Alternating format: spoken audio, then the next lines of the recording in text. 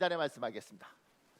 너희가 믿을 때 성령을 받았느냐? 너희가 믿을 때에 성령을 받았느냐? 오직 성령의 열매는 사랑과 희락과 화평과 오래 참음과 자비와 양성과 충성과 온유와 절제니. 오직 성령의 열매는 사랑과 희락과 화평과 오래 참음과 자비와 양성과 충성과 온유와 절제니. 이 같은 것을 금지할 법이 이 없느니라. 같은 것을 금지할 법이 없느니라. 갈라디아서 5장 22절 23절 말씀. 갈라디아서 5장 22절 23절 말씀. 우리의 기도하겠습니다.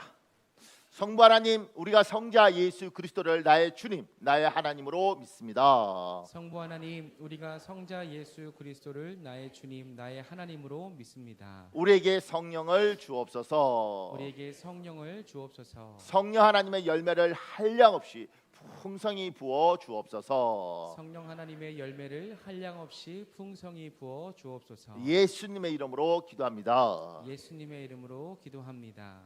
하나님이 여러분의 기도 들으신 줄 믿습니다. 아멘. 고맙습니다. 오늘 마태복음 말씀인데요. 보세요.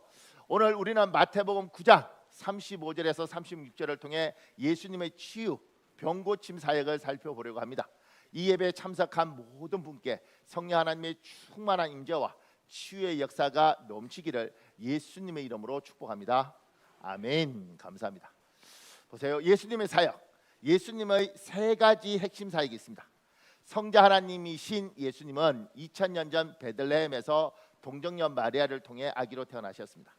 30살이 되기까지 자신의 신성, 우리가 믿는 예수님은 100% 하나님이시며 100% 인간이잖아요. 이 땅에 오셨을 때 하나님으로 또 오셨음에도 불구하고 하나님의 권한을 포기하고 인간으로 사셨단 말입니다. 이 하나님의 신성, 하나님의 능력, 병 고치고 이런 것들을 안 드러내시죠. 자신의 신성을 드러내지 않으시다가 30살에 메시아, 그리스도 구세주 뭐 이렇게 표현하잖아요. 메시아로서 약 3년간 사역을 하셨습니다. 이때 복음 전파하시고 사람 고치시고 이러셨죠. 이 시기를 우리는 사적인 생애가 있고 공적인 세계가 있는데 이 공적 생애라고 해서 공생애 3년이라고 부릅니다. 그리고 왜 30살에 사역을 시작했느냐 이러면 제사장이 사역하는 나이가 30살이에요.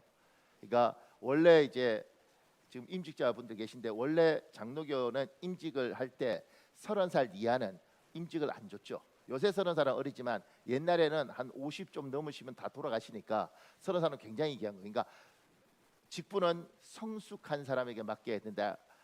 은혜만 있는 게 아니라 인격이 돼야 된다. 그래서 이제 30살부터 직분을 주죠. 근데 제사장도 30살부터 시작을 하는 겁니다. 그래서 주님도 30살 때 사역을 시작하신 거죠. 예수님은 공생애 동안 다음 세 가지 사역에 집중하셨습니다. 예수님의 세 가지 사역이 뭐냐면 첫째는 가르치심, 사람들에게 하나님의 나라를 가르치셨습니다. 둘째 전파하심, 회개하라 천국이 가까웠느니라 하고 선포하여 천국 복음을 전하셨습니다. 셋째는 치유하심, 사람들의 모든 병, 몸의 병, 마음의 병, 영혼의 병과 약함을 고치셨습니다. 보세요. 마태복음 4장 23절 여러분 읽어볼래요? 시작. 예수께서 온 갈릴리에 두루 다니사 그들의 회당에서 가르치시며 천국 복음을 전파하시며 백성 중에 모든 병과 모든 약한 것을 고치시니. 마태복음 9장 35절도 있습니다. 여러분 읽어보십시오. 시작. 예수께서 모든 도시와 마을에 두루 다니사 그들의 회당에서 가르치시며 천국 복음을 전파하시며 모든 병과 모든 약한 것을 고치시니라. 예수님의 주사역이 세 가지인 거죠. 가르치고 전파하고 고치시고. 그래서 예수님의 삶을 본보기로 삼는 그리스도인들은 예수님처럼 세 가지 핵심 사역에 집중합니다. 그래서 복음이 전해지는 곳마다 선교사들이 들어가는 곳마다 그곳에서 가르치기 위해서 교육을 위해서 학교를 세우십니다. 그 다음에 복음 전파를 위해서 전도를 위해서 교회를 세웁니다. 그리고 치유, 고침을 위해서 병원을 세웁니다. 그러니까 우리나라에 선교사들이 와서 근대화된 병원, 학교 뭐 이런 것들은 전부 다 선교사들이 세운 거죠. 왜 저기에 집중했느냐면 주님이 이 땅에서 공생애 동안 저 세 가지 사역에 집중했고 제자들도 그랬기 때문에 우리들도 그렇게 사는 겁니다. 예수님의 세 가지 사역 중에서 치유 사역의 비중은 예상보다 큽니다. 세 가지 사역인데 치료하는 것, 치유 사역이 있다는 겁니다. 학자마다 치유의 범주와 중복 사건 처리 방식이 다르기 때문에 통계의 차이가 나요. 근데 이제 모던 티 켈시라는 사람이 쓴 책에 보면 복음서 마태복음, 마가복음, 누가복음, 요한복음 요걸 이렇게 다 정리해 보면 한 20% 정도가 주님이 사람을 자꾸 치유하더라는 거죠. 제임스 디지 던이라는 사람이 있는데 저분들은 30%에서 40% 정도가 차지한다. NT 라이트라는 사람은 한 20-30% 차지한다는 겁니다. 혹시 여기서 모던 T 켈시, 제임스 디지 던, NT 라이트, 난 저 사람 모르는데 내가 무식한가? 절대 그렇지 않습니다. 여러분 몰라도 저 사람 몰라도 하나도 상관이 없습니다. 근데 저기서 이제 저분들이 나름대로 이렇게 통계를 뽑았잖아요. 그래서 제가 저걸 정리를 하면서 이렇게 정리했습니다. 그러니까 저 표만 보지 말고 우리 담임 목사가 생각보다 사람이 참 괜찮구나. 좀 제발 그렇게 보시기를. 보세요. 마태복음, 마가복음, 누가복음, 요한복음이 있는데 개별 치유는 한 사람씩 치유해 주시는 거고요. 일반 치유는 사람들 많은 데서 주님이 하면서 사람이 고쳐지는 거예요. 저걸 이제 통계로 내면 복음서마다 다른데 요한복음이 좀 적어요, 상대적으로. 마가복음이 좀 많고. 그래서 전체적으로 보면 15.15% 정도가 사람을 치유한 이야기가 나옵니다. 그러니까 주님의 사역의 중요한 부분이 뭐냐면 치유 사역이었다는 거예요. 사람을 고치는 걸 주님은 굉장히 중요하게 생각하셨고 실제로 고치셨다 이거예요. 그리고 나중에 이제 제가 좀 더 이따 설명하겠지만 제자들에게도 이 치유 사역을 부탁했습니다. 그러면 이제 질문을 이렇게 하죠. 그러면 우리는 주님이 말하시는 복음 전파, 가르치심, 그리고 치유하심 이 세 가지 중에 복음 전파도 열심히 하고 그다음에 교육, 가르치는 것도 열심히 하지만 치유는 우리가 열심히 하는가? 이 질문을 해볼 필요가 있는 거죠. 보세요. 예수님은 왜 사람을 치유하실까? 하나님은 인간이 고통과 근심 속에 머무는 것을 원하지 않으십니다. 예레미야 애가 3장 33절에 있습니다. 여러분 읽어볼래요? 시작. 주께서 인생으로 고생하게 하시며 근심하게 하심은 본심이 아니시로다. 주께서 우리가 인간들이 고생하고 근심하는 게 주의 본마음, 본심 아니라는 거예요. 그래서 현대인의 성경에 있습니다. 여러분 읽어볼래요? 시작. 주는 사람을 고생시키고 근심하게 하는 것을 기뻐하지 않으신다. 하나님은 사람이 고생하는 걸 기뻐하지 않으십니다. 하나님은 여러분과 제가 고통당하는 걸 원치 않으십니다. 보세요. 태초에 하나님께서 세상과 사람을 창조하셨을 때 그분의 의도하신 세상과 인간의 삶은 지금과 달랐습니다. 성경은 이렇게 말합니다. 우리 전도서 7장 29절 여러분 읽어볼래요? 시작. 내가 깨달은 것은 오직 이것이라. 곧 하나님은 사람을 정직하게 지으셨으나 사람이 많은 꾀들을 낸 것이니라. 보세요.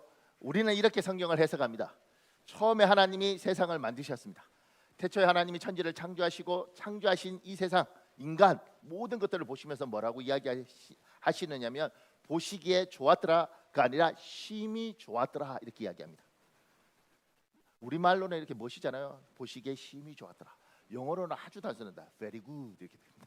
그러니까 좀 이렇게 좀 아쉬워요. 근데 하여튼간 심히 좋았더라 이렇게 하나님 보시기에 너무 좋았다는 거예요. 그런데 그 좋았던 곳에서 하나님은 에덴이라는 동산을 구분하여 만드십니다. 그냥 다 좋은데도 불구하고 에덴이라는 곳을 특별히 동산을 만드시고 그 이름을 에덴이라고 이야기하는 겁니다. 에덴의 뜻이 뭐냐 이렇게 해석할 때 우리는 그 길을 행복 이렇게 번역을 합니다. 그러니까 사람을 지으시고 너무너무 좋은데 행복이란 동산을 만드시고 거기에 사람을 아담과 하와를 집어넣습니다. 그래서 우리가 이렇게 해석하죠. 하나님이 인간을 만드시고 보시기에 심히 좋은 인간이 행복하게 살기를 원하시며 행복 동산을 지으셔서 아담과 하와를 두셨다. 그러니까 하나님이 원래 우리에게 원했던 건 행복하게 살기를 원하셨습니다. 그리고 그 행복을 보기를 원했죠. 이게 부모가 되면 알지 않습니까? 부모가 되면 자식에게 바라는 게 뭐가 있습니까? 여러분 뭐 많은 걸 바라시는지 모르지만 저는 아들 셋에 바라는 게 이겁니다. 니들만 잘 살면 돼. 그래서 기도를 하지 않습니까? 아들 셋을 제발 돈 많은 장로님 외동딸하고 결혼해서 잘 가라 대릴 사위로 올 필요도 없고 그리고 그 뭐 외동딸이니까 그 집에서 얹혀 살던 뭐 하여튼 집 재산이고 뭐 우린 줄 게 없으니까 다 물려받고 우리는 그냥 이렇게 우리는 우리한테 뭐 효도 원치도 않습니다. 그냥 그렇게 가서 잘 살기만 하면 되는 겁니다. 외동딸 있고 집 좀 있고 이렇게 믿음 좋으신 분 있으면 연락 주시면 제가 근데 보세요. 바라는 게 뭐냐면 걔들이 내한테 잘해주면 좋겠지만 그게 아니고 그냥 걔가 잘 살았으면 좋겠습니다. 행복하다 그러고 고맙다 그러고 감사하면 내하고 이렇게 관계를 맺고 살고 싶지만 그러지 않더라도 그거 보는 것만 해도 저는 행복할 것 같습니다. 하나님이 인간을 그렇게 만들었는데 하나님이 너무 인간을 잘 만드신 거죠. 그래서 사람들이 꾀를 냈다고 이야기합니다. 사람들이 꾀를 내어서 하나님이 원하는 삶을 사는 게 아니라 자기 장깨를 부렸는데 그 덕분에 인간은 죄를 짓습니다. 그리고 그 인간이 죄를 지어서 잘못된 것을 우리는 타락이라고 부릅니다. 그래서 지금 여러분과 제가 사는 이 세상은 타락한 세상입니다. 그 타락한 세상에서 우리가 살고 있죠. 그 타락한 세상은 사람이 사람으로 사는 게 아니고요, 사람이 이리로 사는 세상입니다.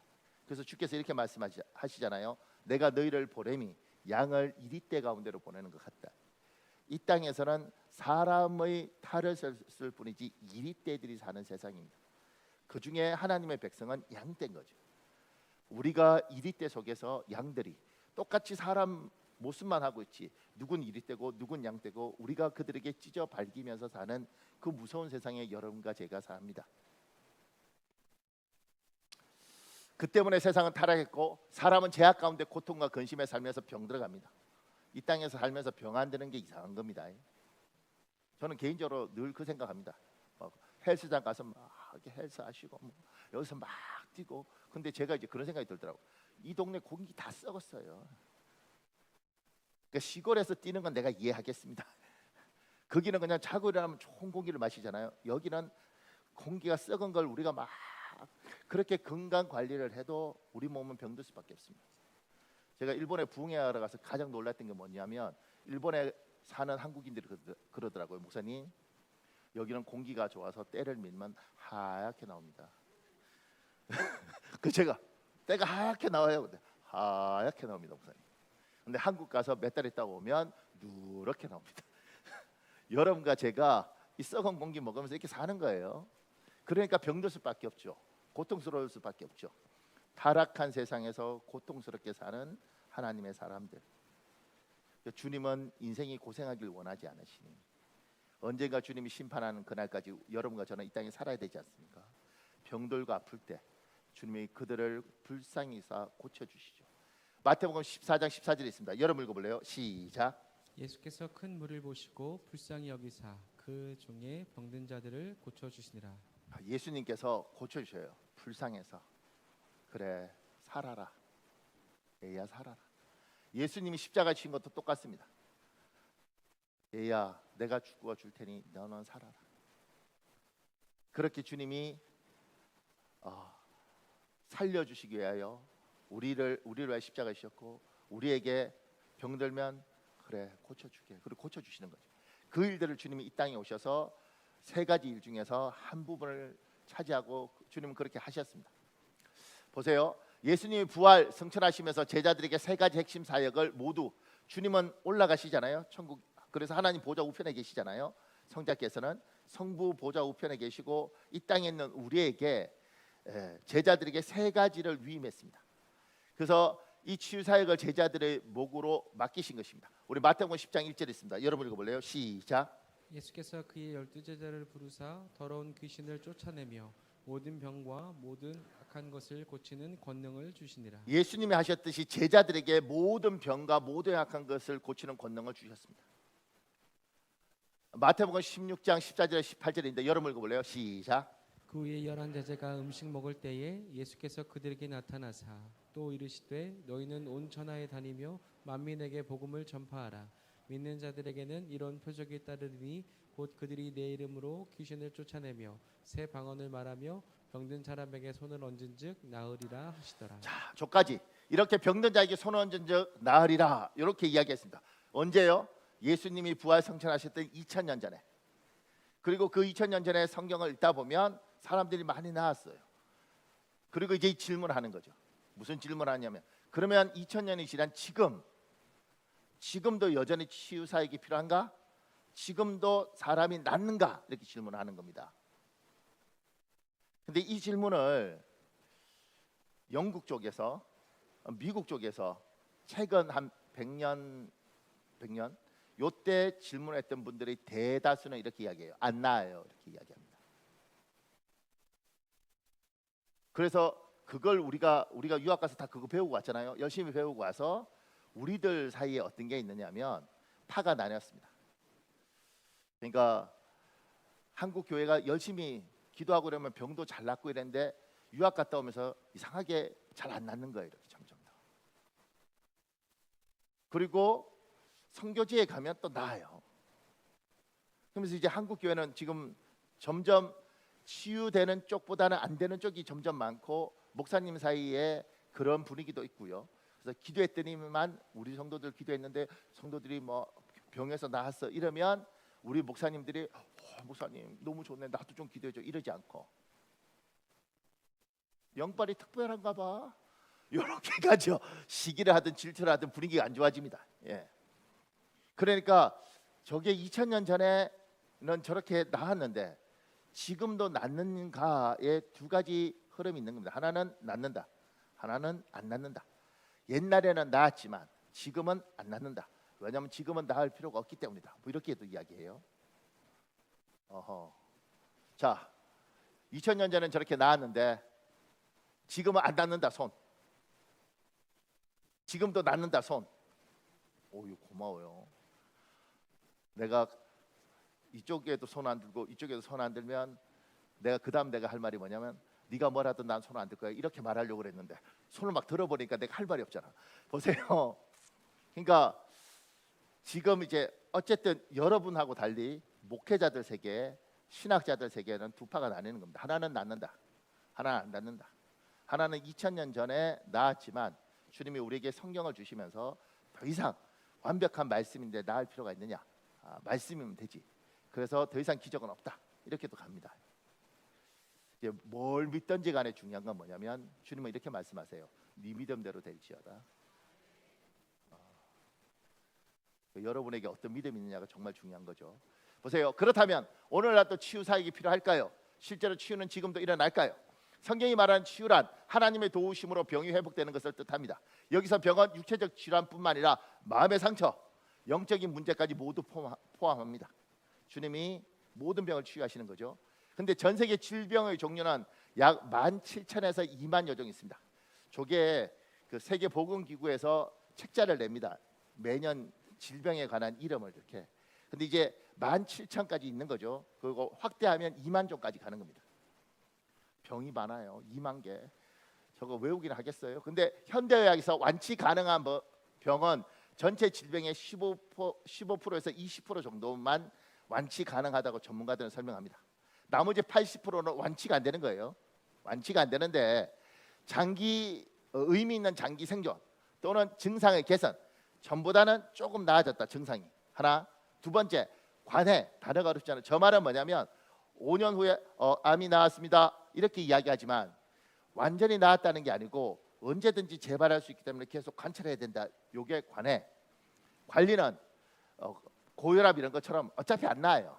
잘 관리하다 사십시오. 그 병하고 즐겁게 잘 어울려 사십시오. 요겁니다. 그러니까 80%는 뭐 안 낫는 거예요. 그냥 잘 관리하고 사는 것이고 우리가 아프고 이럴 때 낫는 건 20%밖에 안 되는 거죠. 이게 현실이다. 그러니까 결국 낫지 않는 80%를 끌어안고 사는데 인간으로서 고칠 수 있는 게 20% 정도밖에 안 되는데 그러면 하나님의 특별한 능력이 치유를 해줘야 되지 않나. 그런데 그건 이제 하나님밖에 할 수 없는 건데 이 부분을 우리가 포기할 것인가 아니면 이 부분을 밀고 나갈 것인가.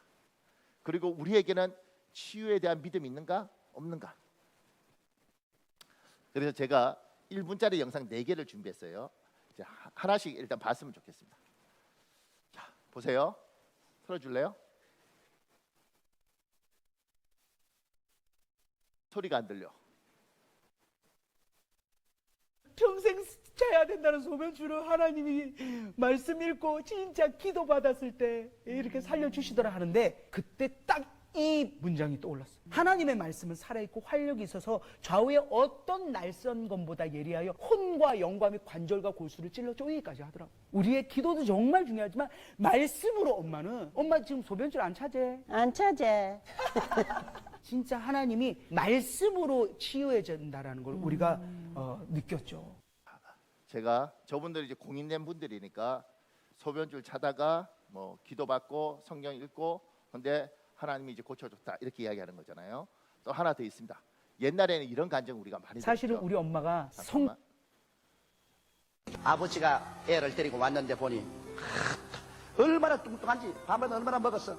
근데 막 한시도 가만히 있고 막 나무에 기어올라 가고 상위에 기어올라 가고 막 자기 아버지를 때리고 엄마를 발로 차고, 그리고 말도 잘 못하고 완전히 전능하여. 그래 강제로 붙잡고 와서 강제로 기도하려니까 날치를 보고 목사 이 새끼 목사 이 새끼. 그래서 그 입을 막고서 예수 이름으로 기도를 했었습니다.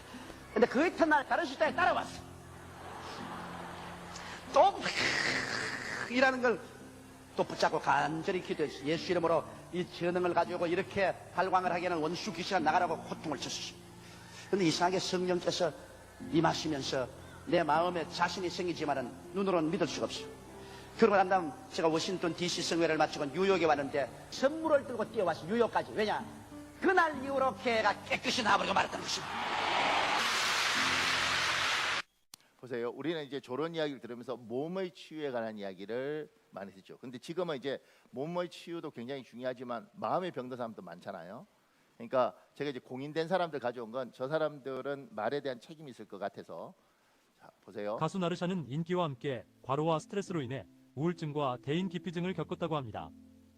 이 업계에서 나라는 사람이 더 이상 쓸모가 없어지나 그냥 생각이 많아지는 순간 본인을 계속 힘들게 하는 게 1월 1일 밤에 그녀 혼자 있는데 갑자기 숨이 쉬어지지 않아 바로 병원에 입원을 하게 됩니다. 하나님 제가 뭘 그렇게까지 잘못했길래 이렇게까지 두려운 마음을 막 주시나요? 그러면서 또 막 울어. 그녀의 병은 병원에서도 호전될 줄 몰랐습니다. 그날도 이제 좀 답답해서 창문을 이렇게 열어놨는데 네. 갑자기 어디서 찬송이 확 들리는 거예요. 교회가 있나? 해가지고 이렇게 창문 밖에 이렇게 목을 뺏었는데 교회가 안 보여요. 어디서 들리는지 모르겠는데 지금 계속 찬양이 들려요. 이러면서 계속 울었어요. 그때 하나님의 음성이 그녀의 마음에 울려 퍼졌습니다. 너는 그동안 네가 누리는 것들에 대한 감사가 없이 불평불만만 하더구나. 그날 정말 화장실에서 입을 틀어막고 펑펑 울면서 주님 제가 정말 잘못했고 감사한 마음을 잃었던 제 잘못이고 그 후 그녀는 복음을 전하며 살아가고 있습니다. 자, 하나 더 있습니다. 한때 가수왕까지 했던 이무송은 인기가 떨어지면서 공황장애가 왔다고 합니다. 저는 그때는 사실 신앙이라고 그럴 건 없었어요. 근데 하나님이 계시다는 건 알고 기도해야 된다는 것만 알았어요. 사실 어떤 뭐 훈련을 받은 거나 성경 공부를 해서 뭐 이런 것도 아니고. 그런 와중에 어느 날 하나님이 꿈을 통해 만나주셨다고 합니다. 인간으로서는 도전할 수 없는 그 꿈을 꾸고는 일주일 동안 밥을 못 먹었어요. 굉장히 놀래고 하나님이 저한테 뜨거운 불을 보여주셨어요. 어머니가 어느 날 오셔가지고 이제 그 꿈 얘기를 했어요. 어머니가 성령님이 너를 새롭게 만드시는 거다. 저를 그렇게 만나주셨어요. 그 후 공황장애가 완전히 치유받았을 뿐 아니라 인생의 목적을 바꿔주셔서 어르신들을 위해 봉사하고 연예인 교회 음악 단장을 맡아 전 세계를 다니며 복음을 전하고 있습니다. 자, 보세요. 뭐 병원에 가서 치유받는, 그러니까 의사도 하나님 주신 좋은 도구니까 병원에 치유받는 것도 맞습니다. 근데 분명한 건 주님이 이 땅에서 우리가 고통받기를 원치 않으시고, 그리고 주님은 끊임없이 치유 사역을 예수님도 하셨고 제자들에게 맡겼고 2000년이 지난 지금도 곳곳에서는 저렇게 아픈 병에서, 마음의 병에서 하나님이 고치시고 낫는 사람들이 있는 거죠. 그러니까 누구는 이걸 안 믿는 것이고 누구는 믿습니다. 그 주님은 항상 이렇게 말씀하시잖아요.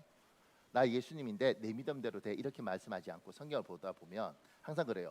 내 믿음대로 될지어다. 여러분, 병에 대한 여러분의 믿음대로 이루어지길 예수님 이름으로 축복합니다. 그러니까 여러분의 믿음에 하나님이 치유하실 거야, 하나님이 고치실 거야, 이 믿음이 있는 사람은 정말 복이 있는 거죠. 누군가는 무슨 성경이 그러고 누가 나, 그런데 그 부분에 대해서 그런 믿음이 있으면 그 믿음대로 사는 겁니다. 나에게 어떤 믿음이 있는가? 지금 이 시간에 제가 이제 이렇게 예수님 이름으로 축복할 테니까 여러분의 믿음대로 대답하십시오. 하기 싫은 사람 있다 보니까 이러고 있으면 됩니다. 뭐라고 그러지 않을 테니까. 예수 그리스도 이름으로 명하노니 오늘 이 자리에 있는 모든 하나님의 사람들은 건강의 복이 있을지어다. 마음에 어둡고 눌린 게 있다면 이 시간에 깨끗하게 치유될지어다. 혈관에 문제가 있는 사람들이 있다면 나서는 예수 그리스도 이름으로 혈관이 깨끗해질지어다. 뇌절적으로 힘들었던 사람들이 있다면 이 시간에 100% 예수 그리스도 이름으로 회복될지어다. 아멘. 그래요. 아멘 한 사람은 그 믿음대로 되시기를 예수님 이름으로 축복합니다. 혹여 끝나고 와서 목사님 저 무좀 있는데 왜 그 기도를 안 하셨습니까? 차차 합시다. 차차. 자, 보세요. 근데 지금까지 이제 여기까지 이야기했잖아요. 그러면 우리가 치유에 대한 이야기를 좀 합시다. 우리의 치유 사역에 대하여 치유 사역과 치유자에 대한 우리의 기대가 있습니다. 그게 뭐냐면 고린도서 12장 9절 공동 번역이 있습니다. 여러분 읽어볼래요? 시작. 어떤 사람은 같은 성령에서 믿음을 받았고 어떤 사람은 같은 성령에서 병 고치는 능력을 선물로 받았습니다. 그러니까 어떤 사람에게 성령으로 병 고치는 능력을 선물로 주셨다는 겁니다. 우리가 영상 4개 중에 두 번째 봤던 그분은 조용기 목사님이시잖아요. 뭐 전 세계적으로 한국에서는 어떨지 모르지만 전 세계에 가면 데이비드 조 이러면 진짜 굉장합니다. 저도 지금도 안 있는데 그 헝가리의 여자애들 둘이었는데 제가 이스라엘 있을 때 걔들이 데이비드 조 아느냐 이렇게 묻는데 데이비드 조가 누군지 무슨 내가 어떻게 알아? 한국 목사래요. 몰라 이랬죠. 나중에 보니까 조용기 목사님이 자기 이름을 조 다윗 이랬잖아요. 그러니까 데이비드 조가 조용기인 거예요. 그래서 내가 나중에 나 알아 이렇게 이미 늦었어. 근데 몰랐죠. 그러니까 우리나라는 무시를 했는데 전 세계적으로 굉장한 거예요. 왜냐하면 아프리카고 어디고 가서 너무 많은 사람을 낫게 하죠. 그래서 어떤 사람에게는 성령으로 병 고치는 능력을 하나님 선물로 줬고, 그래서 제가 이제 은사표 이렇게 쭉 설명할 때 치유에 관한 이야기할 때 하면서 그러죠. 치유의 은사가 있다 이거예요. 그리고 우리는 그 치유의 은사를 받은 사람이 지금 이런 베드로처럼 저런 일들을 하길 원하죠. 우리 사도행전 3장 1절에 10절에 있습니다. 여러분 읽어볼래요? 시작. 제9시 기도 시간에 베드로와 요한이 성전에 올라갈새 나면서 먹고 떼된 이 메고 오니 이는 성전에 들어가는 사람들에게 구걸하기 위하여 날마다 미문이라는 성전 문에 두는 자라. 베드로가 이르되 은과 금은 내게 없거니와 내게 있는 이것을 내게 주노니 나사렛 예수 그리스도의 이름으로 일어나 걸으라 하고 오른손을 잡아 일으키니 발과 발목이 곧 힘을 얻어 뛰고 서서 걸으며 그들과 함께 성전으로 들어가면서 걷기도 하고 뛰기도 하며 하나님을 찬송하니 그에게 일어난 일로 인하여 심히 놀랍게 여기며 놀라니라. 여러분과 저는 우리의 머릿속에 치유에 대한 환상인데 그게 뭐냐면 저렇게 조영기 목사님처럼 치유의 능력을 딱 받은 사람이 베드로처럼 나사렛 예수 그리스도 일어나 걸어라 그러면 벌떡 일어나서 걷는 저거, 안진뱅이가 일어나고 장님이 눈 뜨고 이걸 우리는 기대를 합니다. 그런데 이제 그러니까 어떤 게 있느냐면 우리는 치유 현장과 치유자에 대한 환상적으로 기대하는 경향이 있습니다. 저는 그런 기대가 있는데 그러나 실제적으로 극적인 치유 사건에 뛰어난 치유자를 만나는 일은 드뭅니다. 근데 이런 일이 우리 주위에 별로 없는 거예요. 그래서 우리가 이제 안 되나? 뭐 그런 일은 없나? 이렇게 생각하는 경향으로 점점 가고 있죠. 그런데 그래서 이제 치유가 더 이상 안 일어나는 것처럼 믿는 경향이 있습니다. 그런데 그렇게 자꾸 굳어지는데 그 이유 중에 실제는 치유가 많이 일어나요. 조금 전에 우리가 영상 봤듯이. 그런데 이제 그 이유가 세 가지예요. 사람들이 자꾸 안 믿고 저런 환상에 빠져 있으면서 에휴 치유는 안 돼 이런 식으로 생각하는 이유가, 첫째, 많은 사람이 하나님으로부터 치유를 받지만 침묵합니다. 치유받은 사람이 입을 열지 않아 간증이 널리 알려지지 않기 때문입니다. 치유받은 사람들이 하나님 자기를 치유해도 이야기를 잘 안 합니다. 나아도 말 잘 안 합니다. 그리고 제가 이제 살아보니까 참 놀랍더라고요. 우리 목사들끼리 모여서도 우리 교회에서 누가 나왔어 이런 말 잘 안 합니다. 그리고 어느 교회에서 나왔다고도 우리가 잘 떠들지 않습니다. 왜냐하면 그렇게 하면 성도들이 그 교회를 가버리더라고. 말을 안 해. 말을 안 해. 그러다 보니 치유에 대한 간증이나 이것이 침묵하는 게 너무 많으면서 실제로 나은 사람들이 말을 잘 하지 않습니다. 그리고 낫기 전에는 간절한데 낫고 나면 치부가 되잖아요. 아우 저기 옛날에 폐렴 걸려서 죽을 뻔했대 이런 이야기가 듣기 싫은 거예요. 그래서 말을 하지 않습니다. 굉장히 저는 목사잖아요. 얼마나 많은 목사들을 만나겠어요. 그러다 보면 하나님이 참 놀라운 일들을 많이 하는데 사람들은 그 이야기를 잘 하지 않습니다. 그래서 나도 말하죠. 우리 교인들 중에 나도 말 안 하잖아요. 그리고 특히 우리 교인들이 나도 말 안 하는 가장 놀라운 건 저 두 번째입니다. 우리 스스로 치유의 기준을 너무 높여놓아 작은 병이나 증상은 하나님이 고쳐주셔도 깊이 인정하지 않습니다. 성경에 너는 범사에 그를 인정하라 그리하면 내 길을 지도하시리니 라고 권면합니다. 그러니까 우리는 우리 교회에서 나은 사람들은 그 정도 나아갖고는 명함을 못 내민다고 생각하는 거예요. 그러니까 하여튼간 뭐 말기 암에 나아야지 50견 낫고 이런 건 뭐 명함을 못 내는 거죠. 그러니까 이제 그런 것들이 우리가 장님이 눈 뜨고 안진맥이 아니고 이런 것들이 우리는 치유라고 생각하고, 근데 누군가는 나는 장님도 하고 멀쩡하지만 감기 때문에 평생 죄송합니다. 기침 때문에 평생 속으로 끙끙 앓는 사람 있잖아요. 병원에 가도 낫지도 않고 뭐 이런 사람들. 그런 사람에겐 그건 진짜 자기 따라 너무 간절하단 말이에요. 그러면 그런 걸 나았을 때 그걸 이야기하기가 곤란한 거예요. 왜냐하면 말을 해서 뭐 이게 뭐라고 이런 생각도 드는 거죠. 또 어떤 경우에는 기도하고 막 이랬는데 나았는데 이게 약간 병원에 가서 나은 건지 약 먹고 나은 건지 하나님 낫게 해주다 헷갈리는 거예요. 그럼 그러지 뭐 하나님 낫게 해주셨나? 땡큐 그리고 끝나. 그래서 제가 하나님이 낫게 해주시면 반드시 조그맣게라도 헌금 봉투에 적어라. 주님 치유해 주셔서 고맙습니다. 명확하게 딱 발집 찍고. 그래서 범사에 주님을 인정하고 명확히 해라. 그러니까 하나님은 곳곳에서 지금도 많은 사람이 낫고 있는데 그 나은 것에 대해서 사람들이 침묵할 뿐만 아니라 그 정도 나은 것 갖고는 이야기하면 안 된다고 생각하고, 또 하나는 그렇게 나은 것에 대해서 말을 잘 하잖아요. 보세요. 이거 우리 교회에 있었는데 이제 그게 벌써 엄청 컸습니다. 근데 어릴 때 늘 교회 이제 헌금 봉투가 올라와요. 하나님 우리 손녀 뭐 낫게 해주세요. 아파요. 뭐 애가 병치료를 어렸을 때 너무 많이 하다가 계속 이렇게 하는 거예요. 그러니까 저도 이제 그렇게 헌금이 계속 올라오면 목사가 이제 부담을 가지고 기도할 수밖에 없잖아요. 그래서 기도를 이렇게 하는데 저는 믿습니다. 뭘 믿냐면 하나님이 저한테 이렇게 환상처럼 걔가 이제 진짜 말괄량이 여자인데 말괄량처럼 막 아주 난리를 치는 걸 보여주신다고 저는 믿어요. 그래서 이 아이가 지금은 잔병 치료를 하지만 하나님이 건강하게 하시겠구나 이렇게. 그리고 실제로 걔는 지금 줄넘기 뭐 선수 이런 거 합니다. 건강합니다. 그런데 이제 그런 것들이 분명히 하나님이 우리가 기도하고 하나님 앞에 헌금하고 매달리고 그래서 지금 건강해졌지만 우리 입장에서는 이게 장님처럼 눈을 뽕 뜬 게 아니고 어느 날 보니 건강해져 있는 거죠. 10년을 넘게 기도하고 이러면서 어느 날 보니까 건강해져 있으면 우리 마음에는 뭐냐면 이게 어디 가서 막 이렇게 말할 수 없잖아요. 분명히 이거 하나님이 하신 거라고 나는 생각하는데, 그런데 그걸 자랑하기도 그러고 뭐 특별히 나았다고 말하기도 그러고 나한테만 있는 거죠. 그러니까 어디 못 꺼내는 겁니다. 이렇게. 또 하나는 제 같은 경우에 이제 30대 때 허리가 너무 안 좋아서 어느 날 못 일어나겠더라고요. 그래서 한 하루 넘게 이렇게 앓다가 이제 안산에 제가 있었으니까 그 유명한 정형외과가 있습니다. 정형외과 안수집사님이 원장인데 정형외과 갔어요. 가서 엑스레이 다 찍고 나니까 이렇게 말씀하시더라고요. 목사님 이거 만성 디스크입니다. 이렇게 이야기하시는 거예요. 그래서 매일 와서 물리치료 받고 뭐 이렇게 해야 된대요. 그래서 이제 매일 가서 부목사가 매일 가서 어떻게 물리치료를 받고 왔다 갔다 이렇게 하니까 4시간 걸리더라고요.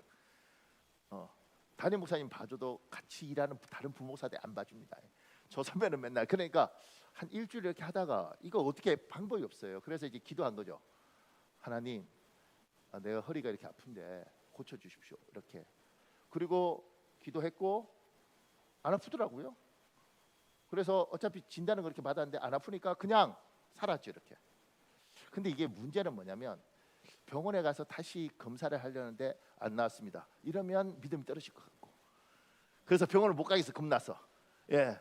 근데 내가 분명히 앉지도 못했고 너무 힘들어서 이렇게 막 울고 이랬는데 길 가다가. 그런데 하나도 안 아프니까 그러고 산 거죠. 이렇게. 그렇게 살다가 어느 날 되면 약간 몸이 허리가 안 좋아요. 이렇게 약간 삐뚤어지기도 하고. 그러면 또 이제 헷갈리죠. 분명히 내가 기도해서 나았는데.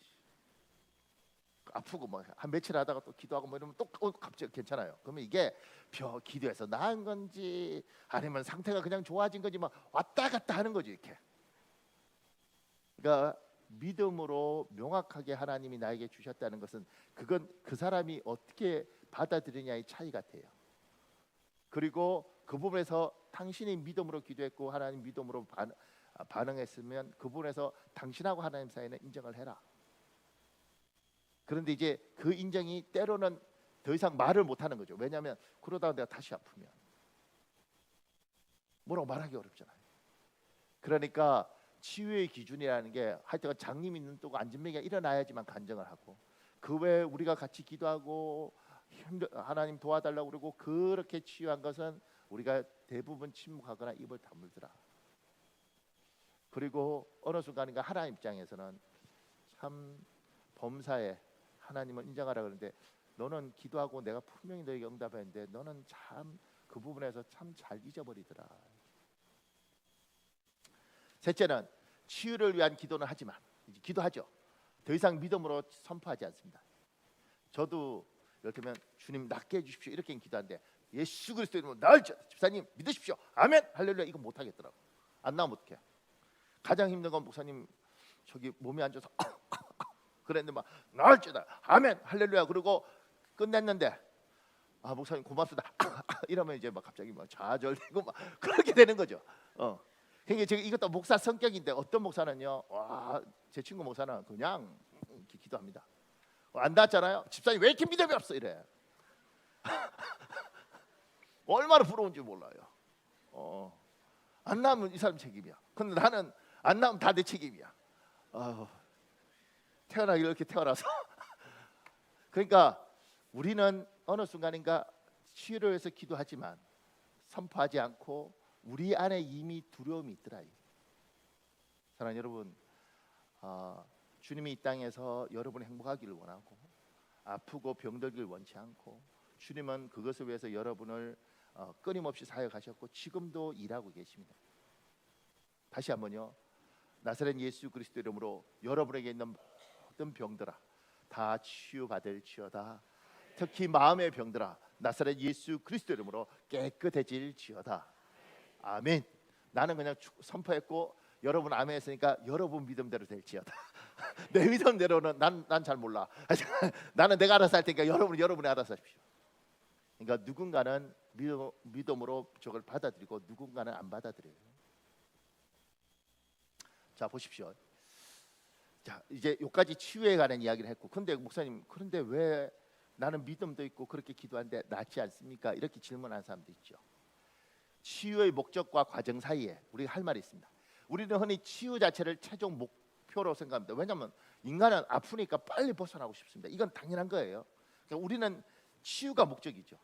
그러나 하나님께서는 치유가 목적이라기보다는 과정일 때가 많습니다. 병을 고치는 동안 하나님은 우리 안에 더 크고 깊은 일을 이루십니다. 다시 말해 우리에게 치유가 1순위처럼 보여도 하나님께서는 우리의 질병보다 우선되는 계획과 뜻이 있습니다. 이 점을 야고보서 5장의 치유 기도에서 확인해 보십시오. 자, 야고보서 5장 여러분 읽어볼래요? 시작.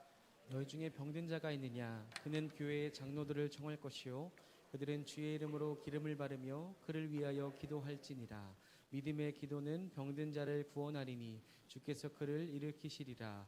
혹시 죄를 범하였을지라도 사하심을 받으리라. 그러므로 너희 죄를 서로 고백하며 병이 낫기를 위하여 서로 기도하라. 의인의 간구는 역사하는 힘이 큼이니라. 보세요. 저거 재밌지 않아요? 너희 중에 병든 사람이 있어? 그러면 장로들 불러서 기도 받아야 돼. 이렇게 이야기해요. 근데 성경을 자세히 보다 보면 조금 전에 병을 치유하는 치유의 성령의 은사를 받은 사람이 있고, 그러면 저걸 저렇게 쓰면 안 되죠. 너희 중에 병든 자 있느냐? 교회에서 잘 보고 치유 은사를 받은 사람, 영빨 엄청나게 뛰어난 사람, 그 사람을 초청해서 기도받아라. 이렇게 해야 되잖아요. 장로님들이 치유 은사도 없는데 장로도 불러서 뭐 하려고? 근데 왜 저랬을까? 이 질문을 하는 거죠. 아픈 사람이 있고 그 아픈 사람을 하나님이 허락을 하시고, 그 사람이 뭐 잘못을 했든 뭐 했든 하나님이 허락하시고, 교회의 장로들이 와서 그를 위해서 기도하면서 한 번에 안 나오면 그 다음에 또 와서 신방 와서 기도하고, 그래도 안 나오면 또 와서 신방하고 기도하고, 그러면서 이 병을 가지고 하나님이 교회를 교회답게 만드는 겁니다. 우리는 빨리 낫는 게 목적이지만 하나님은 때로는 우리 교회 지금 아픈 사람들 많잖아요, 여기저기. 그러면 그 아픈 사람 때문에 우리가 기도하다 보면 어느 순간인가 내가 이렇게까지 죄를 사랑했나 이런 마음도 들고, 또 하나는 내가 좀 더 잘해줄 걸, 이게 성령께서 기도하면서 성령께서 주시는 마음이죠. 그런 마음이 들고, 또 여기는 안 아팠으면 좋겠는데 아프면서 그 병원에 누워 있으면서 이 기도하는 이야기를 들으면서 내가 교인이구나. 우리 교회가 날 사랑하는구나. 이러면서 하나님이 이 병을 가지고 하나님의 선한 뜻을 이루는 거죠. 우리는 안 아프고 빨리 탈출하기만 원하지만 하나님은 때로는 그걸 통해서 교회를 세우고 가정을 세우고 이렇게 하는 겁니다. 어떤 분이 남편을 사랑하게 해주세요 이렇게 기도했는데 그 기도에서 갑자기 남편을 사랑하는 마음을 하나님이 확 주겠느냐? 그렇지 않으면 남편을 사랑할 수밖에 없는 상황을 만들어 주셔서 너가 그 선택을 해서 이 사람을 사랑한 선택들을 하고 그 속에서 너에게 사랑이 크도록 하나님 하시겠느냐? 하나님이 우리에게 때로는 우리는 원치 않고 하나님도 너무 속상하지만 그 병을 주시고 그걸 치유하는 시간들을 가지시면서 안수 한번 해서 일어나 그러면 안전뱅이 일어나시 탁 일어나면 끝나면 너무 좋을 텐데 그러면 와 이렇게 할 텐데 그게 아니라 때로는 한 달 두 달 걸리고 그 병 치료하면서 여기도 힘들고 우리도 힘들고 다 힘들지만 그 속에서 사랑을 확인하고 같은 교인들끼리 교인이라는 걸 알고 때로는 기도하면서 내가 진짜 더 잘해주지 못했던 것에 대해서 회개하고 하나님이 원하신 게 뭔지 이런 과정들을 거치게 하느냐인 거예요.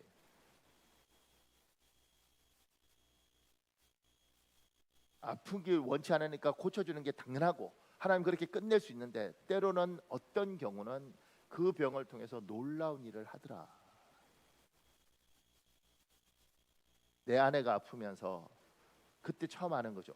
아하, 이 여자가 죽으면 내 인생이 엉망이 되구나.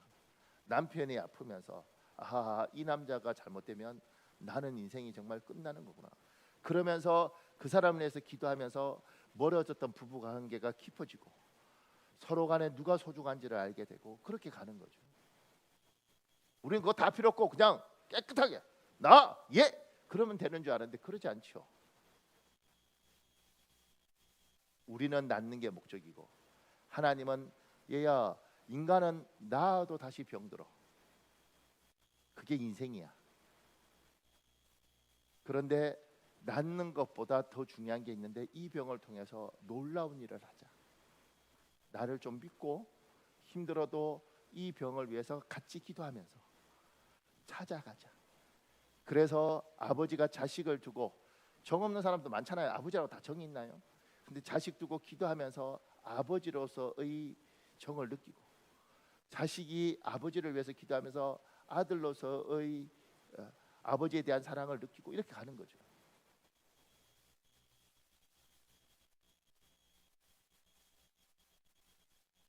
우리 교회 지금 이렇게 저렇게 아픈 사람 많아요.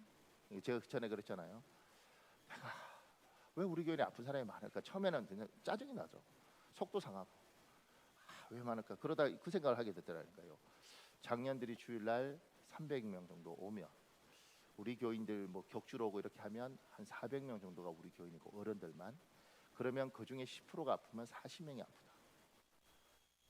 그 중에 중증이 5%면 20명은 입원해 있거나 아픈 상태고 나머지들은 20명은 그냥 그래도 왔다 갔다 하면서 아프고 나머지 또 한 10% 정도는 기본적으로 늘 몸 관리를 하면서 아파야 되는 지병이 있을 것이고 이게 교회다. 이게 교회다. 그리고 이 교회의 이 아픈 걸 통해서 하나님은 우리에게 뭘 요구하는가? 사랑을 보여줘라. 장로가 되고 권사가 되면 아픈 사람의 명단을 적어놓고 기도하면서 불러줘라.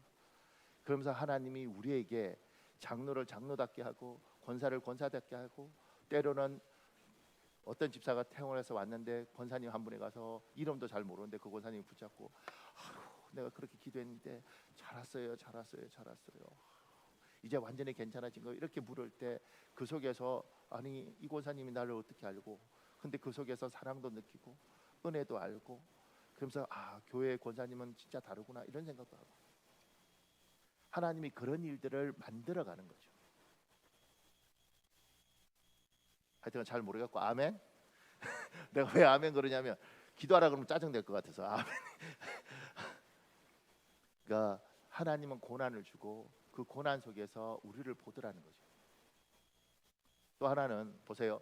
고린도서 12장에 기록된 사도 바울의 사례를 보십시오. 여러분 읽어볼래요? 고린도후서 12장 현대인의 성경 시작. 받은 제가 너무나 크고 놀라운 것이기 때문에 하나님은 내가 너무 교만해질까봐 내 몸에 가시 같은 병을 주셨습니다. 나는 이 고통이 내게서 떠나게 해달라고 3번이나 주님께 기도하였습니다. 그러나 주님께서는 내 은혜가 너에게 충분하다. 내 능력은 약한 데서 완전해진다라고 말씀하셨습니다. 그러므로 나는 나의 약한 것을 더욱 기쁜 마음으로 자랑하여 그리스도의 능력이 나에게 머물러 있도록 하겠습니다. 보세요. 사도 바울이라는 엄청난 사도가 있지 않습니까? 근데 그 사람에게 하나님이 이렇게 이야기하죠. 7절에 내가 너무 교만해질까 봐 내 몸에 가시 같은 병을 주셨습니다. 병 주신 거예요. 저걸 떠나가기 위해서 엄청나게 기도했지만 하나님 안 들어주십니다. 왜냐하면 8절에 있잖아요. 3번이나 주님께 기도했습니다. 주님 도와주십시오. 가져가 주십시오. 누군 저걸 40일 기도를 3번 했다 이렇게도 봐요. 근데 주님이 저 부분에서 허락하지 않죠. 그러면서 뭐라고 이야기하냐면 너는 이 병이 있는 게 널 살려. 네가 받은 축복이 너무 크기 때문에 반드시 인간은 교만해서 무너지는데 이 병이 너를 교만해서 지키는 거예요. 그러니까 저는 믿어요. 언젠가는 이게 떠났을 거예요. 바울이 더 이상 자기 관리를 교만에 신경 안 써도 될 정도로 잘 다듬어졌을 때 병이 떠났을 거라고 저는 믿어요. 그런데 이 병이 저를 무릎 꿇고 기도하지 않으면 안 되도록 만들었을 것이다. 저 병이 아프니까 어떻게 하겠습니까? 하나님 너무 아파요. 그렇게 무릎 꿇고 기도할 수밖에 없고 저 무릎 꿇고 기도하면서 회개할 수밖에 없고 자기 잘못을 돌이킬 수밖에 없고 자기가 교만했던 것을 회개할 수밖에 없고 저게 저 잘난 사람 죽은 자도 일으키고 성경도 저렇게 많이 쓰시고 저분을 겸손하게 만든 거죠.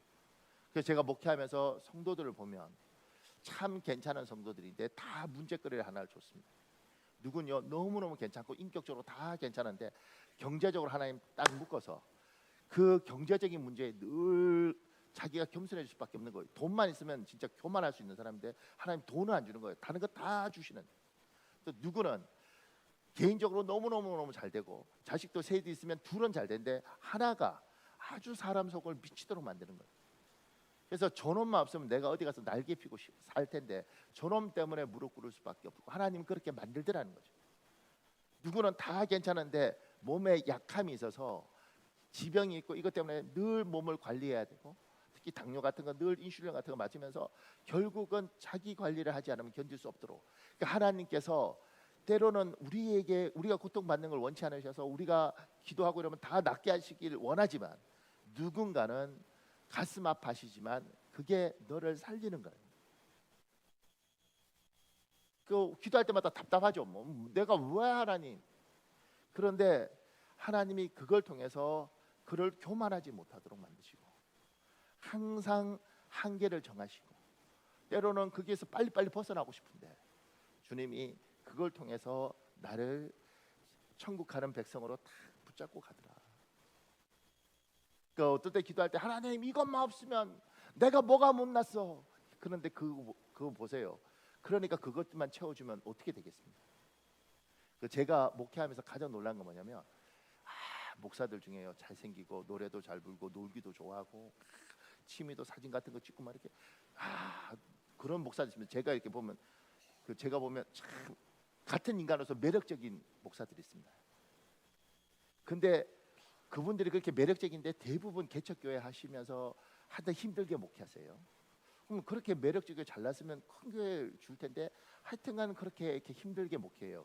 그래서 제가 같이 있으면서 참 재주도 많고 달란트도 많은데 이 사람 왜 그랬을까 이렇게 보니까 어느 날 그 생각이 들더라고. 야, 이 사람 목사 안 됐으면 이거 바람 피다가 지옥 갔겠다. 말도 잘하고 얼굴도 잘생기고 노는 것도 좋아하고 재주도 많아요. 목사는 그냥 아무런 재주도 없이 그냥 맨날 그냥 꿀 앉아서 기도나 하고 뭐 할렐루야 이렇게 사는 게 목사지.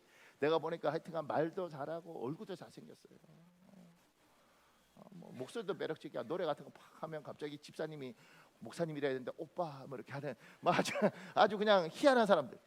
그러니까 그 사람을 하나님이 때로는 딱 묶어서 목회자로 그리고 큰 교회 하면 사고 칠 수 있으니 하나님이 때로는 작은 교회에서 평생 성도들 뒷바라지 하면서 나이가 들어가도록 놔두신 경우도 있더라고요.